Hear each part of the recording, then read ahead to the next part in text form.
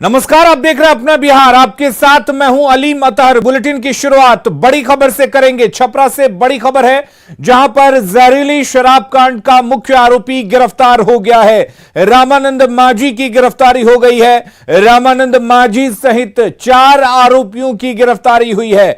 Maker police ने इनको गिरफ्तार किया है। आपको बता दें कि छपरा के मकेर में जहरीली शराब पीने से 13 लोगों की मौत हो गई थी और उसके बाद लगातार पुलिस ये कोशिश कर रही थी कि छपरा मकेर जहरीली शराब हत्याकांड के आरोपी को गिरफ्तार किया जाए और अब मुख्य आरोपी सहित 4 दूसरे आरोपियों की गिरफ्तारी हो गई है।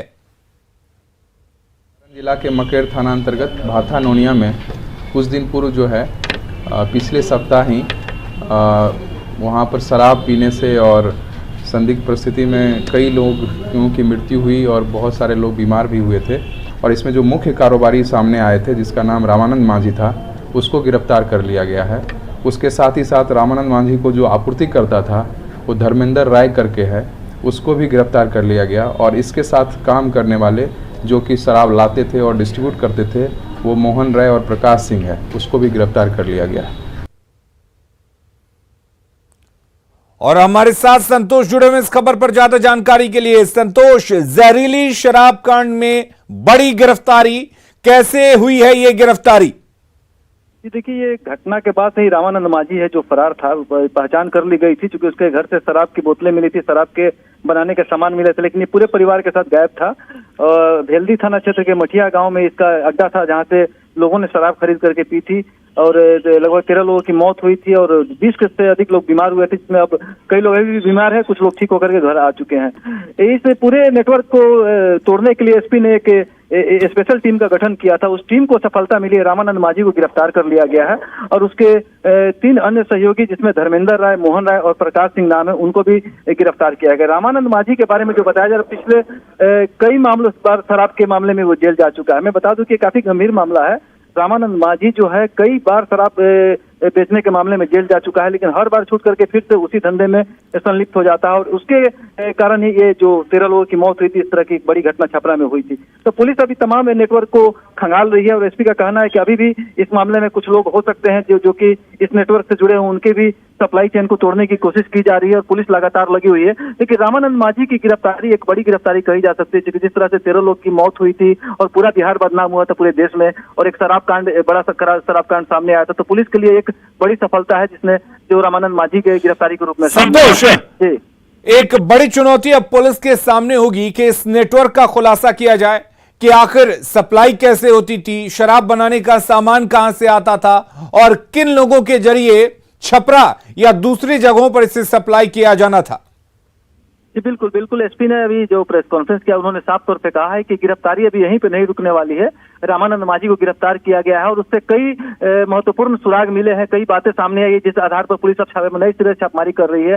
मुजफ्फरपुर का भी कुछ नेटवर्क सामने आया है, जो मुजफ्फरपुर से जो शराब की कच्चे माल की सप्लाई करते हैं, उन लोगों का भी नाम सामने आया। हालांकि एसपी ने कहा है कि मामला अनुसंधान अंतर्गत है, इसलिए पूरी बात को वो बता नहीं सकते, लेकिन एक तरह से कहा जाए तो जो घटना हुई थी, 13 लोगों की मौत हुई थी, लोग बीमार पड़े थे बड़ी संख्या में, उस नेटवर्क को लेकर के एसपी ने काफी संजीदगी से काम किया है और धीरे धीरे ही सही उस नेटवर्क को तोड़ने की कोशिश की जा रही है। और बड़ी गिरफ्तारी इसलिए कही जा सकती है क्योंकि रामानंद माझी का नाम सीधे तौर पर सामने आया था और इसी के अड्डे से लोगों ने शराब पी करके अपनी जिंदगी गंवाई थी, तो ये एक बड़ा सफलता कहा जा सकता है। लेकिन एसपी का कहना है कि अभी भी जो मोबाइल मिले हैं, टेक्निकल सर्विलांस है, उस आधार पर इस पूरे नेटवर्क को तोड़ने की कोशिश की जा रही है और अन्य भी आगे भी गिरफ्तारियां इसमें हो सकती है, ऐसा एसपी ने कहा है।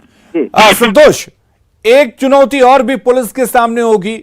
गिरफ्तारी हो चुकी है, नेटवर्क खुलासे की बात पुलिस कह रही है, लेकिन लोगों ने जिस तरह से आरोप लगाया था कि कई पुलिस के पदाधिकारी, कई पुलिस अफसर इसमें संलिप्त हैं, जिनके शह पर यह तमाम खेल चल रहा था, तो पुलिस इस बात को भी फाइंड आउट करेगी, इस बात का भी खुलासा करेगी कि आखिर कौन कौन से पुलिसकर्मी इसमें शामिल थे और किनका शय इनको मिला था। इन तमाम चीजों का भी खुलासा होना जरूरी है।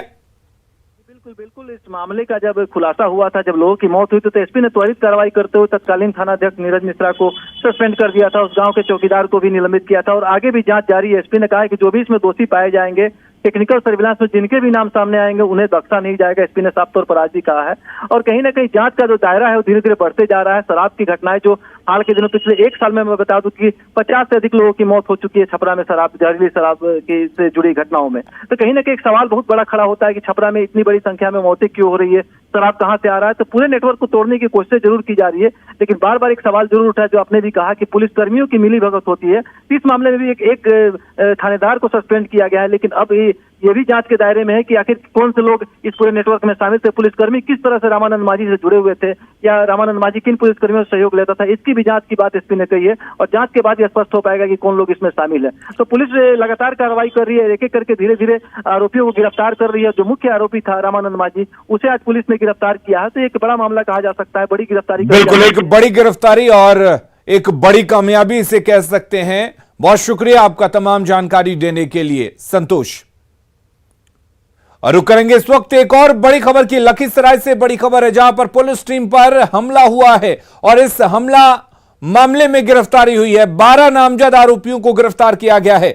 बालू माफियाओं ने पुलिस टीम पर हमला किया था, 2 पुलिसकर्मी घायल हुए थे और इस पूरे मामले में 17 नामजद और 30 अज्ञात लोगों पर केस दर्ज हुआ था। रामगढ़ चौक थाना में मामला दर्ज किया गया था और अब इस मामले में गिरफ्तारी हुई है।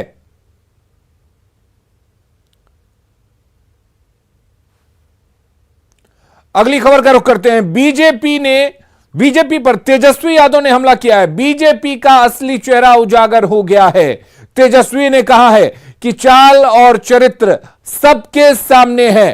तो तेजस्वी लगातार बीजेपी पर हमलावर हैं और अब बीजेपी पर हमला करते हुए कहा है तेजस्वी यादव ने कि बीजेपी का असली चेहरा उजागर हो गया है और बीजेपी की चाल और चरित्र सबके सामने है।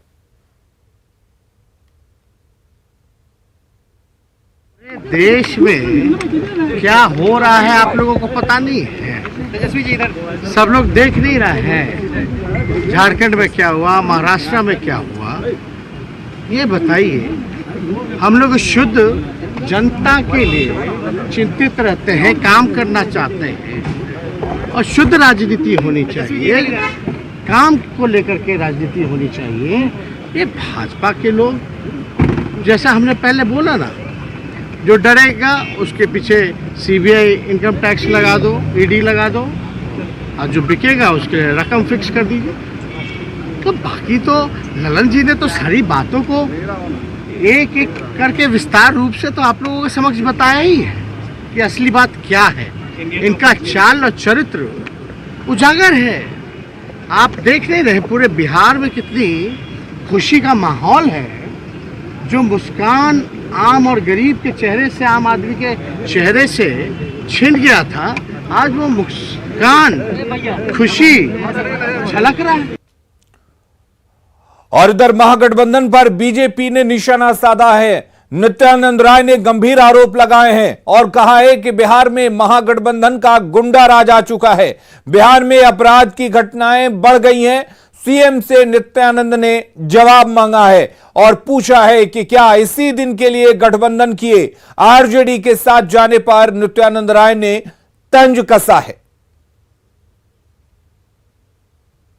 और नित्यानंद राय ने ट्वीट किया है कि एक तरफ आरजेडी की गोद में बैठी जेडीयू के साथ महागठबंधन आया तो उसके साथ बिहार में महागठबंधन का गुंडा राज भी आ गया।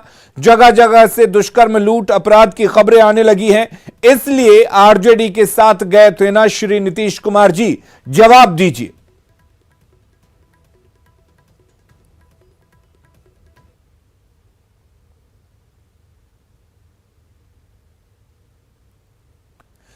बिहार की राजनीति में कभी साथ साथ रहे नीतीश कुमार और सुशील मोदी अब एक दूसरे पर जमकर प्रहार कर रहे हैं।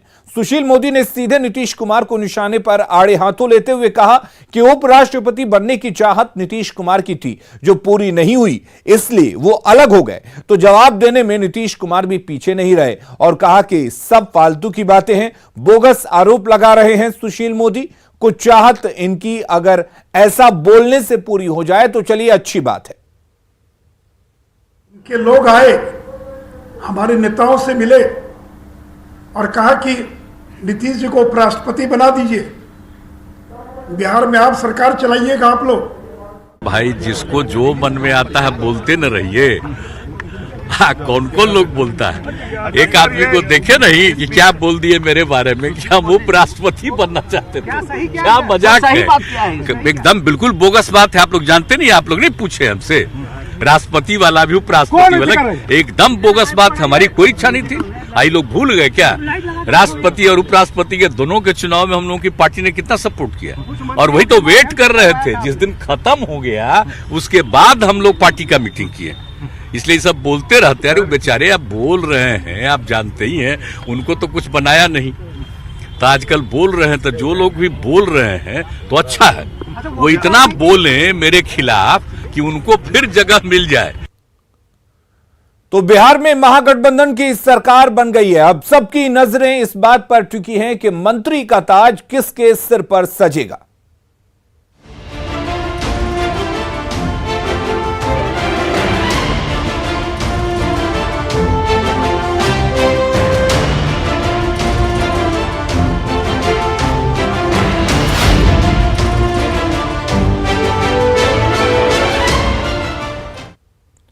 तो बिहार में 15 अगस्त के बाद मंत्रिमंडल का विस्तार होगा। पटना में सीएम नीतीश कुमार ने न्यूज 18 को यह एक्सक्लूसिव जानकारी दी।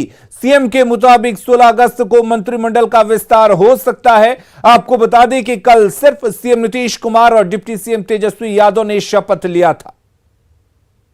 मंडल का विस्तार कब तक हो जाएगा? यथाशीघ्र होगा, बहुत जल्दी होगा। 16 के बाद ज्यादा समय नहीं, 15 के बाद। मंडल का विस्तार कब तक हो जाएगा? यथाशीघ्र होगा, बहुत जल्दी होगा। 16 के बाद ज्यादा समय नहीं, 15 के बाद। और अब बात करते हैं आरजेडी कोटे से उन नामों की जो मंत्री बनने की रेस में है। और इस रेस में सबसे पहला नाम आता है तेज प्रताप यादव का, जो आरजेडी कोटे से संभावित मंत्री माने जा रहे हैं। कुमार सर्वजीत ये भी आरजेडी कोटे से मंत्री बन सकते हैं। इसके अलावा तीसरा नाम अख्तरुल इस्लाम शाहीन का आ रहा है, जो अल्पसंख्यक चेहरा हो सकते हैं आरजेडी कोटे से। आलोक कुमार मेहता भी मंत्री बनाए जा सकते हैं। इसके अलावा अवध बिहारी चौधरी का नाम भी सामने है। अगर वो स्पीकर नहीं बनते हैं तो उनको मंत्रालय मिल सकता है। इसके अलावा अगला नाम ललित यादव का है, जो आरजेडी कोटे से संभावित मंत्री माने जा रहे हैं। महिला के तौर पर अनीता देवी का नाम सामने आ रहा है, जो आरजेडी कोटे से संभावित मंत्री मानी जा रही हैं। साथ ही जितेंद्र कुमार राय मंत्री हो सकते हैं आरजेडी कोटे से। अनिल सहनी भी आरजेडी कोटे से मंत्री के रेस में है, दावेदार माने जा रहे हैं। और साथ ही अगला नाम चंद्रशेखर का आ रहा है, जो आरजेडी कोटे से मंत्री बन सकते हैं। मंत्री का ताज उनके सिर पर सज सकता है। भाई वीरेंद्र एक अहम नाम आ रहा है जो मंत्री बन सकते हैं। इसके अलावा भारत भूषण मंडल का भी नाम सामने आ रहा है, जो मंत्री के दावेदारों में आगे हैं। साथ ही शाहनवाज और ये मंत्री बनाए जा सकते हैं। समीर महासेठ का भी नाम सामने आ रहा है, जिनको मंत्री बनाया जा सकता है। वीणा सिंह का भी नाम आ रहा है और सुनील सिंह का भी नाम सामने आ रहा है, जो मंत्री बन सकते हैं। संभावित नाम है ये। समीर महासेठ का नाम है सामने और ये भी मंत्री के रेस में शामिल हैं। रणविजय साहू का भी नाम सामने आ रहा है, ये भी मंत्री के रेस में है। और अगर बात करें आरजेडी कोटे की, तो आरजेडी कोटे से एक और महिला जो मंत्री बन सकती है, उनका नाम है वीणा सिंह। इन्हें भी मंत्री बनाया जा सकता है। और साथ ही सौरभ कुमार युवा चेहरे हैं, इनको भी मंत्री बनाया जा सकता है। मंत्री पद के रेस में आगे हैं। कार्तिकेय सिंह का भी नाम आरजेडी कोटे से मंत्री बनने वालों की रेस में आगे है। राहुल तिवारी ये भी आरजेडी कोटे से मंत्री बन सकते हैं। और हिंदुस्तानी आवाम मोर्चा कोटे से संतोष कुमार सुमन को मंत्री बनाया जा सकता है। हालांकि पिछली सरकार में भी ये मंत्री थे। इसके साथ ही अगर अगले नामों की बात करें तो निर्दलीय विधायक सुमित कुमार सिंह को भी मंत्री बनाया जा सकता है। मिनिस्टर बनने की रेस में ये भी हैं।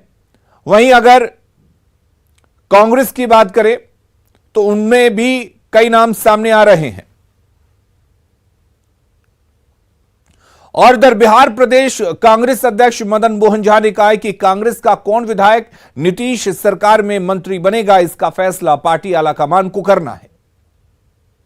नहीं हुई है। हमारे प्रभारी जी भक्तचरण दास जी आए हुए हैं और पहले से इस मैंने जितना प्रतिक्रिया है सब में वो भागीदारी है, और मैं समझता हूँ ये बात करेंगे और अपनी बातों से आलाकमान को अवगत कराएंगे।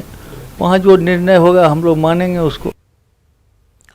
और महागठबंधन की सरकार बनते ही कांग्रेस में मंत्री बनने वालों की होड़ लग गई है। कांग्रेस के विधायक मंत्री बनने के लिए अब आला कमान सोनिया गांधी और राहुल गांधी के पास चिट्ठी तक लिखने लगे हैं। खगड़िया विधायक छत्रपति यादव ने सोनिया गांधी को पत्र लिखकर अति पिछड़ा समाज में यादव होने का हवाला देते हुए कहा है कि अति पिछड़ा समाज से मंत्री बनाकर संदेश दिया जाना चाहिए।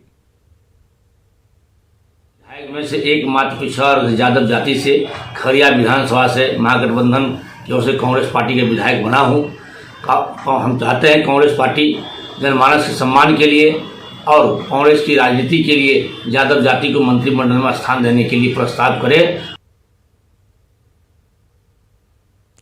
और अगली खबर का रुख करते हैं। भोजपुर में एक सीमेंट की दुकान से लाखों की चोरी का सीसीटीवी फुटेज सामने आया है। घटना बड़हरा थाने के बबुरा बाजार की है, जहां चोर ने एक सीमेंट और छड़ की दुकान में घुसकर दुकान के गल्ले से 5 लाख रुपए उड़ा लिए। चोरी की यह तस्वीर सीसीटीवी में कैद हो गई है। सीसीटीवी फुटेज के आधार पर पुलिस चोर की तलाश में जुट गई है। और सियासी फेरबदल के बाद स्वतंत्रता दिवस समारोह में भी माहौल बदला बदला सा रहेगा और सीएम नीतीश के साथ ही इस बार डिप्टी सीएम के रूप में तेजस्वी यादव समारोह में शामिल होंगे। इस बार 9 विभागों की झांकी निकाली जाएगी, जिसका रिहर्सल 13 अगस्त को किया जाएगा।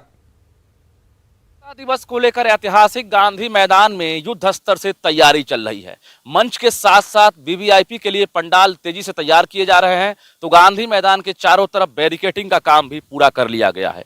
कोविड-19 प्रोटोकॉल की वजह से इस बार भी जिला प्रशासन की माने तो दर्शक दीर्घा तैयार नहीं होगा और दर्शकों की एंट्री पर एक तरह से समझिए रोक लगी रहेगी।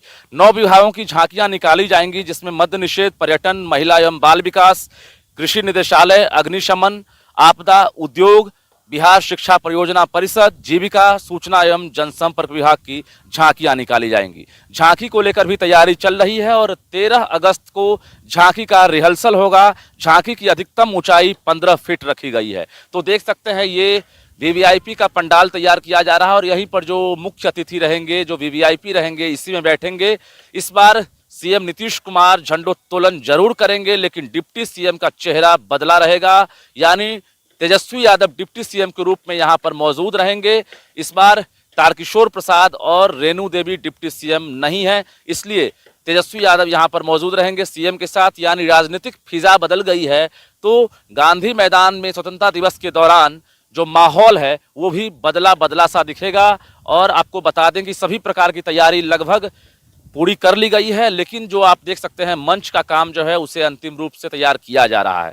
जिला प्रशासन की माने तो सुरक्षा, स्वास्थ्य, पार्किंग और अग्निशमन के साथ साथ पेयजल और स्वच्छता को लेकर विशेष ख्याल रखे जा रहे हैं। इस बार भी सीएम के जो कल्याणकारी योजना है उसको इस बार प्रदर्शित किया जाएगा। तो कुल मिलाकर ये कहें कि गांधी मैदान 2 दिनों के बाद दुल्हन की तरह सज धज कर तैयार हो जाएगा और 13 अगस्त को अंतिम रूप से रिहर्सल होगा, जिसमें पैरेड की बात करेंगे तो पैरेड का भी अंतिम रूप से रिहर्सल होगा। और 15 अगस्त को जो सुबह का नज़ारा होगा उसे हर कोई अपनी आंखों से कैद करना चाहेगा, चाहे वो मुख्य अतिथि हों या फिर दर्शक हों। जिला प्रशासन ने कहा है कि वेबकास्टिंग के जरिए जो गांधी मैदान का मुख्य समारोह है IPRD उसका लाइव टेलीकास्ट भी करेगा। रजनीश कुमार, न्यूज़ 18, पटना। और अपना बिहार के इस बुलेटिन में फिलहाल के लिए इतना ही। आगे देखेंगे झारखंड की खबरें जोहार झारखंड में।